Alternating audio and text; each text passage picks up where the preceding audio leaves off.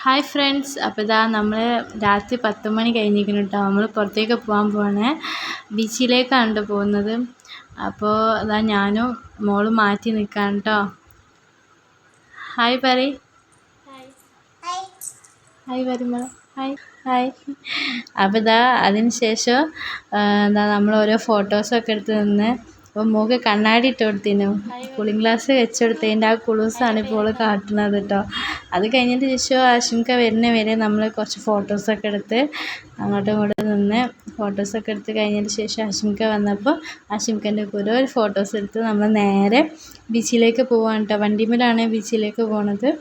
വണ്ടിമേൽ നമ്മൾ പോയിക്കൊണ്ടിരിക്കുകയാണ്.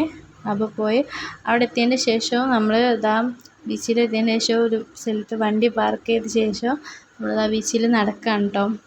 അപ്പോൾ ആൾക്കാർ ഇന്ന് ഭയങ്കര കുറവാണ് ആൾക്കാർ. സാധാരണ ഇവിടെ 12 മണി വരെ ആൾക്കാരുണ്ടാവുന്നതാണ്. പക്ഷെ ഇന്ന് എന്താണെന്ന് അറിയില്ല, ബീച്ചിൽ ഭയങ്കര കുറവാണ് കേട്ടോ ആൾക്കാർ. എപ്പോഴും നമ്മളിവിടെ വരുമ്പോൾ നിറച്ചും ആൾക്കാരുണ്ട്, നിറഞ്ഞ് കിടക്കലുണ്ട് ബീച്ച്. പക്ഷെ ഇന്ന് ഭയങ്കര കുറവാണ് കേട്ടോ.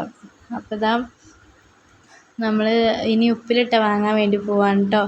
ഉപ്പിലിട്ട വാങ്ങി ഒരു കൈതച്ചക്ക വാങ്ങിയിട്ട് നമ്മൾ ഒരു പൈനാപ്പിൾ വാങ്ങി, ഉപ്പിലിട്ട പൈനാപ്പിൾ വാങ്ങി. അത് കഴിഞ്ഞതിന് ശേഷം നമ്മളിതാ പൂയിക്കൂടെ നടക്കുകയാണ്.